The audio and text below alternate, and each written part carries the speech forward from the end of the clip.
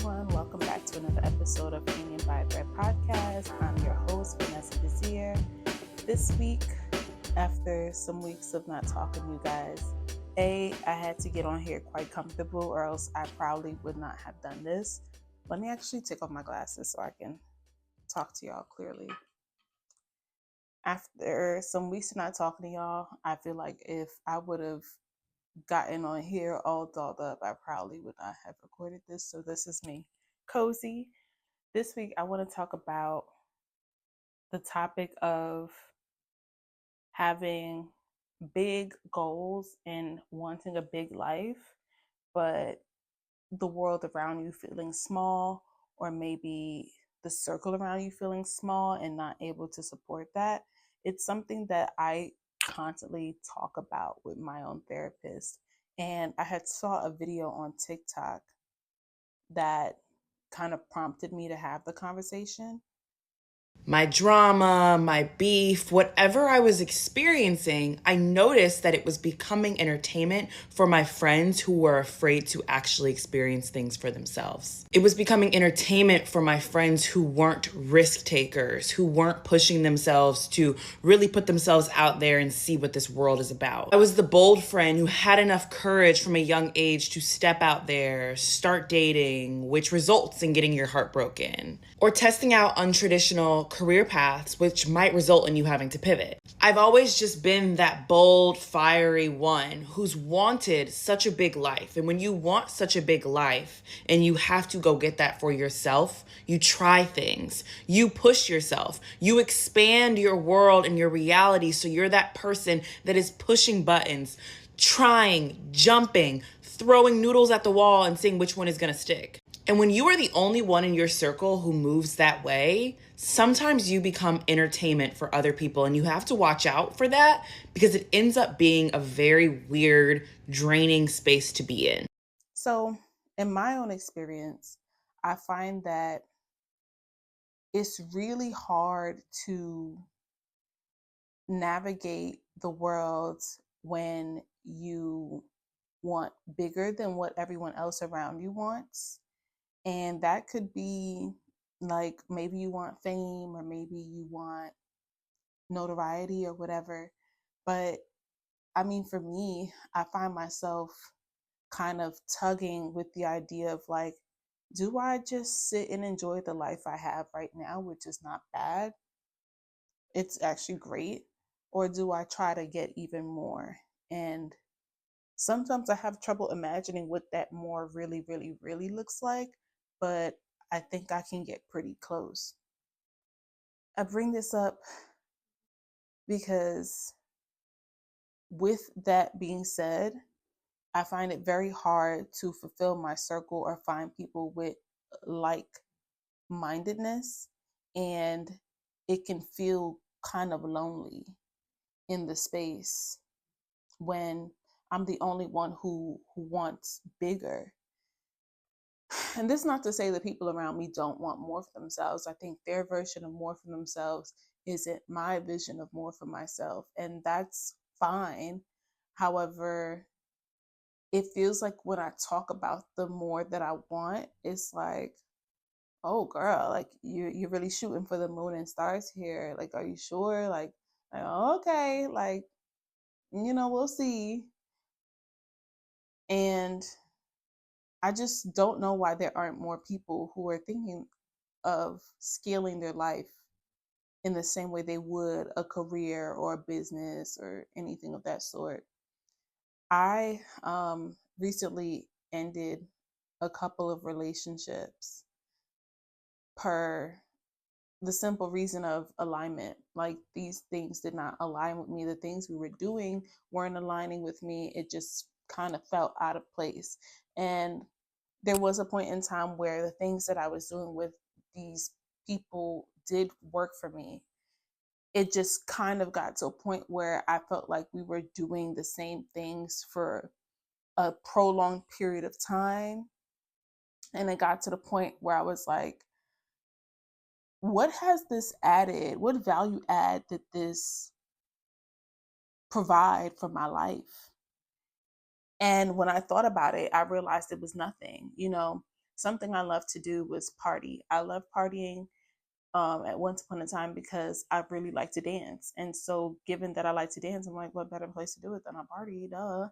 And while it's cool, I just also began to like look around me in these parties, and I'm like, some of these people are older than me. They've been doing this, going to the same party, seeing the same people for years. And when they finish out of there, puffing on the hookah, leaving there, getting, drunk and leaving there, they go back to a simpleton life. After a whole night of flexing your clothes, your watch, your bottles, or whatever, they go back to a very simpleton life to go work a job that they enjoy enough to keep doing, but would much rather be doing something else. And I thought about that and I was just like, I don't want that to be my story. While I enjoy relieving my stress by coming out and, releasing the tension in my hips, right? It just kind of felt like if I continue on with this much longer, because I've been doing this since I was a teen, how much different than these people would my life be? And I recognized that it probably wouldn't be that different. And so I made an active choice to just remove myself because while it was fun, it wasn't valuable. And it was actually costing me more than it was giving back to me. I was spending money on Uber to get to the place, spend money on a ticket to get in the place, spend money on alcohol at the place. And then by the time all of those things are said and done, the DJ don't even be that good. Hmm. And then so I don't get to dance the way I wanted to. I don't get to relieve myself of stress the way I wanted to. And then I leave and take a cab home disappointed, like, dang, I'm not coming back. And it happened consecutively enough where I was like, all right, this is it for me. And this doesn't align with me. And if someone in this, if any of my friends who continue to be in this space want to hang out with me, then they have to know that it's not going to be doing this thing because I see more for myself and I feel like who I'm supposed to be does not frequent this space. And I had to really like sit with that. Like all the things I was doing is fun. Like carnival is fun, parties are fun, but like the person who I'm trying to be, the woman who, has a brownstone by like age 45 or has a successful business where she doesn't have to work at any corporation anymore.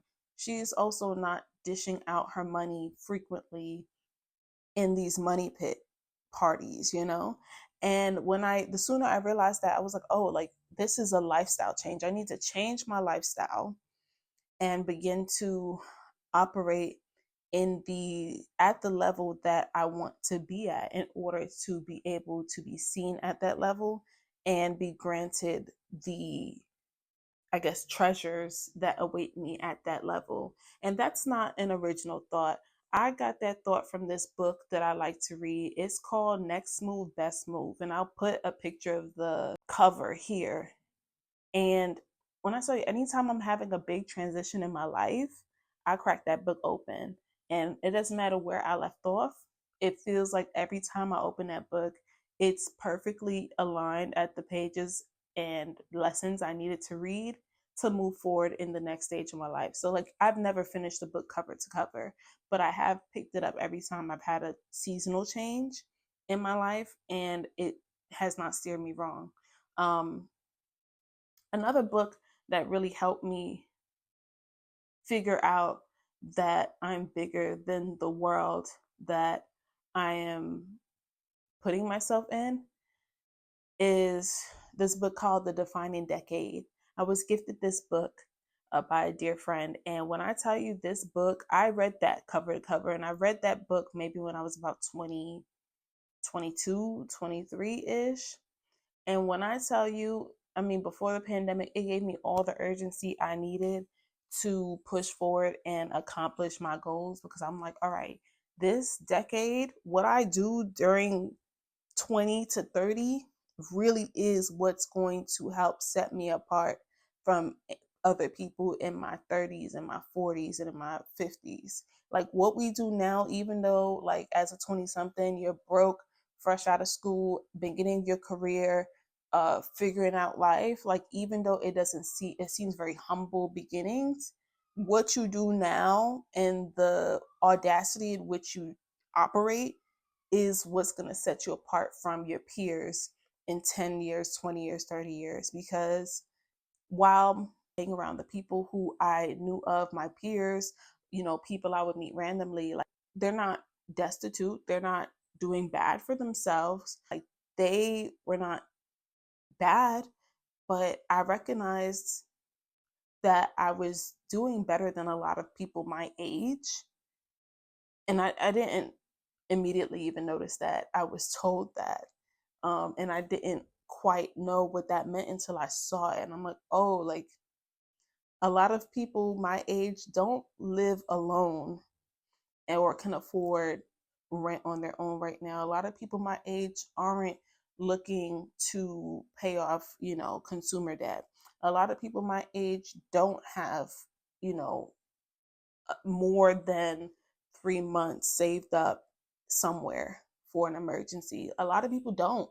And the sooner you realize that you are the biggest in the room, it's time to change rooms.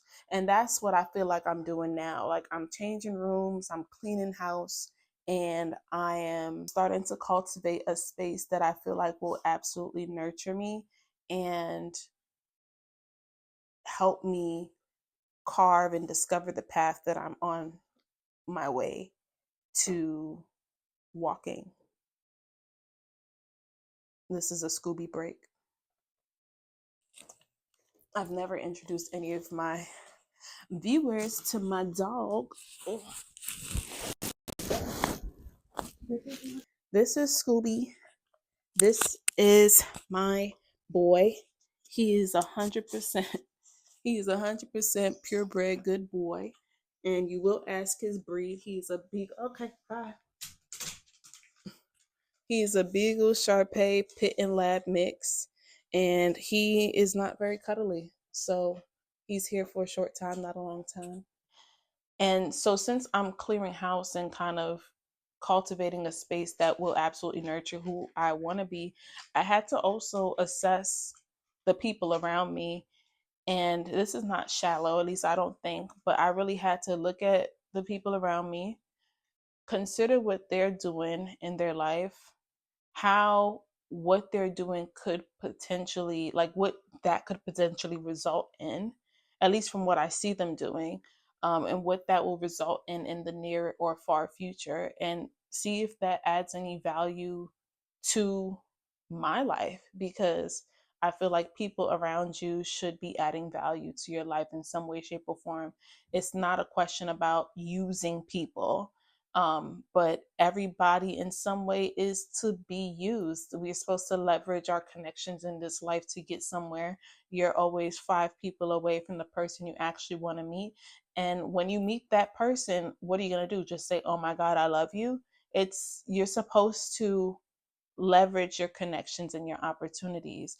And some people are connections and some people are actual friends, but even though they're connections or friends, they both kind of serve a similar purpose in the sense that they need to be able to support you in the next step that you're headed to.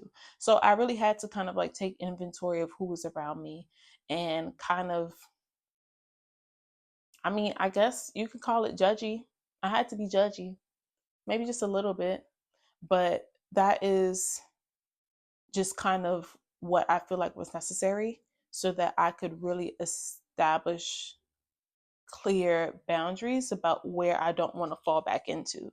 Because when you're trying to like get from the bottom to the top, you need a lot of strength to pull yourself up. And if someone's pulling you right back down, or whatever back down there looks very tempting, you're bound to fall back. And so it takes a lot of willpower and strength. And sometimes I don't always have it. So I had to make sure that I stay focused. And so that means go where I'm focused, go where, other people are also focused, surrounding yourself with the right people. Number one, the main reason why you want to do it is like because your connection is a lot of your value. Who you know is, I mean, who you know is what you know. And a lot of the information we learn on this planet is from other people. And so if you are not surrounding yourself with people who have knowledge that's of any value to you, then consequently you're less valuable, your network is invaluable, and you're not going to be able to go the places you need to go or go the distance. You've always heard the term or the phrase, it's not what you know, it's who you know. And I mean, in fashion in particular, that is very true. You don't really have to be very smart. Mhm. I'm going to run that back. If you're white, you don't really have to be that smart to get far or go further up and meet the people you need to meet, get the job, whatever. It's all about who you know. Um, in this industry, it gets a little bit more nuanced when you're of color. I actually specifically when you're a black person, I can only speak for black people because I'm black. It gets a little bit more nuanced because then people want you to know everything and then also know everyone. But your connection is what matters because people around you being able to vouch for your skills, not only just yourself, but the people around you being able to vouch for your skills is important. And also, those people have to be credible sources because if they look at you and you say you know these things and they don't believe you, but then someone else who they are more likely to believe and maybe they know and they're like, oh yeah, this person would never tell a lie, that is strength. And not even in numbers but in name, that is strength in name. Because while yes, maybe you speaking up for yourself is not enough, in that sense someone else speaking your behalf is valuable, and having people you trust enough to speak highly on your behalf whose word actually means something is important. So there's that. Another reason why, you know, keeping a small circle and when you have big dreams, it's not a bad thing. It's just that the people in your circle cannot also think small.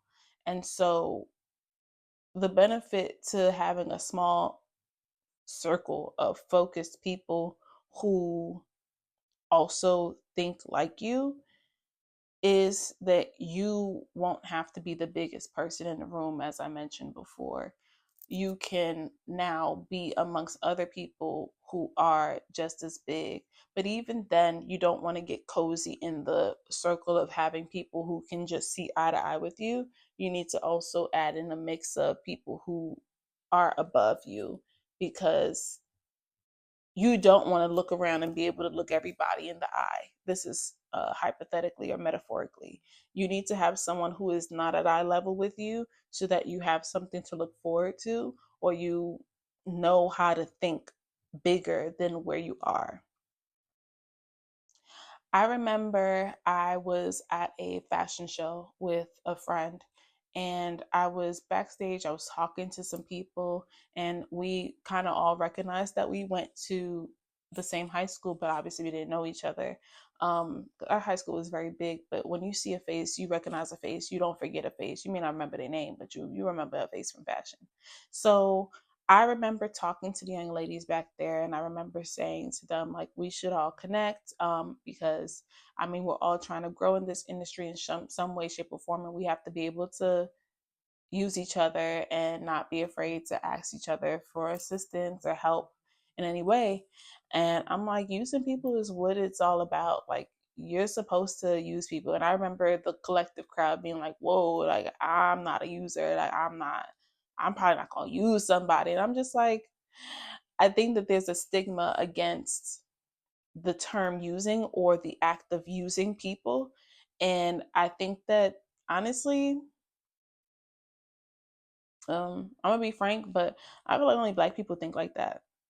And I say that from experience with black people that I've been around, I frequent because I'm a black person. I feel like only black people think like that.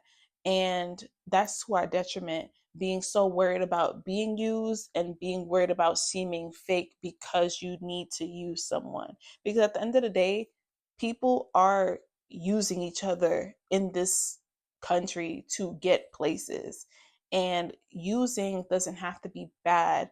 The thing is that if you yourself are of no value, then it's not fair and it's not equally yoked, and therefore it is going to be seen as something like um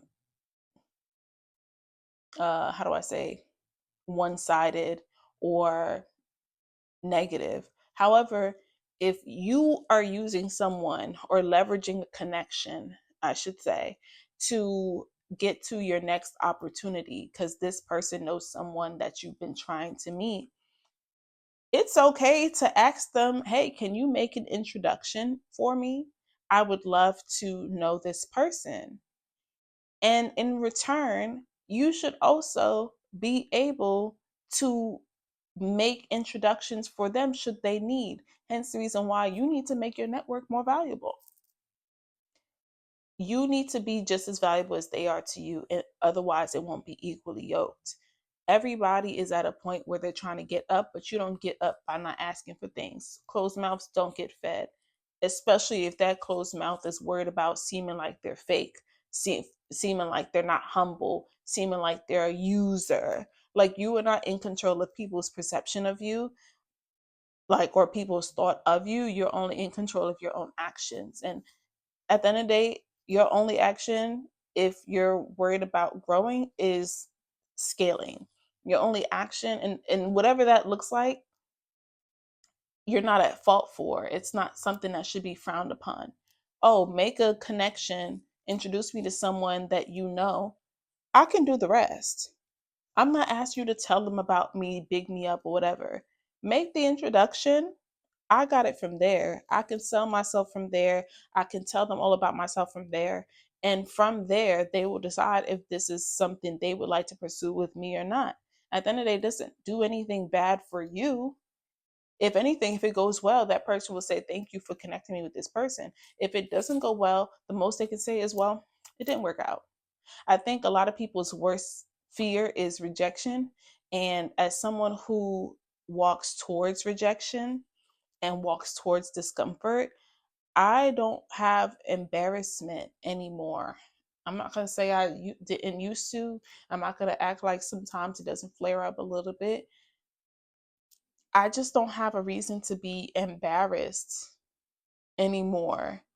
Embarrassment is not something I choose to feel. It is a choice to feel these things, especially when you are trying to make something of yourself. It's easy to not feel like enough. But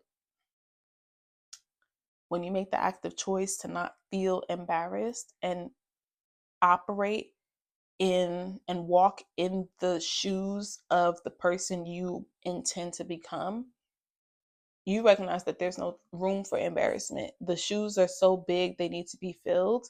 And while there's room for a lot of baggage, it's no room for embarrassment or fear of rejection. And so, with that being said, you cannot be fearful of rejection.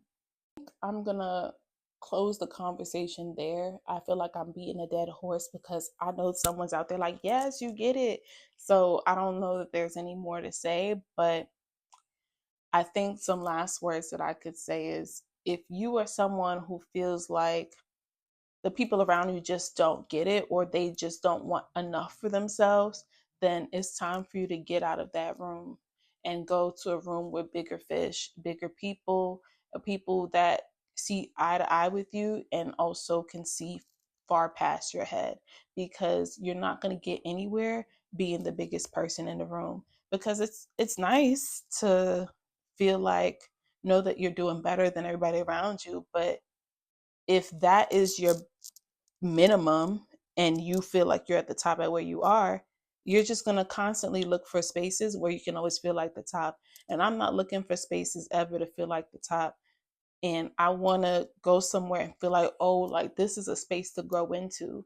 And you should not fear coming to a space and growing into it.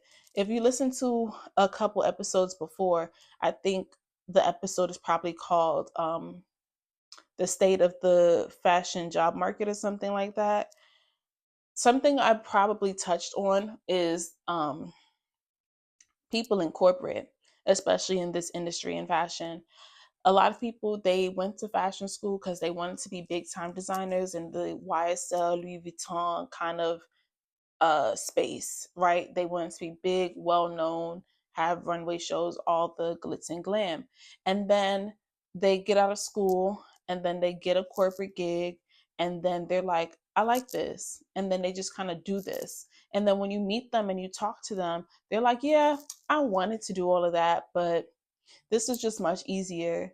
Like to get a check, a guaranteed check, you have a salary, so the check is the same every week, every twice a month, and they're like, yeah, I'm good here. Like they don't want anything more. The most they'll do is probably try to get a promotion, but it's not going to be a promotion because they did exceptionally well. They'll get try to get a promotion by making the work of other people around them seem smaller than theirs so that they can seem like the biggest in the room and move up, right? There's a very little effort in there, and settling for the easy route is very tempting. Even for me, it is very tempting. But the thing is, if you stay the course and go towards what is hard, the reward is much bigger. Health insurance, benefits, all of that, especially in this economy, I mean, it is pretty good. You can't go wrong there. But what's even better is knowing that you stayed the course towards your goals and towards your dream, and you didn't give up at the first sight of hard. Because most people you sit next to in a cubicle, that's exactly what they did. As soon as ish got a little hard or sounds a little difficult, they're like, oh, I'm not doing that. Okay, fine. So then you go ahead and you choose your hard. You want to have a hard day at the cubicle with a shitty manager for a corporation that does not care about you and can lay you off anytime? Or do you pick your other hard, which is, you know, get it out the mud, grind, build something that you're proud of that you can one day pass down to your family, right? Choose your hard, choose wisely, and then whatever you do, like don't get comfortable. Seek discomfort at all opportunities, and yeah, don't be the biggest in the room. Strive to be one of the small ones and grow into the room and then grow out of the room and find a new room. I think there's not much more to say because Scooby's ready to have some food. But we'll talk again soon. I hope you guys have a fantastic week. And yeah, thanks for listening. Okay, bye.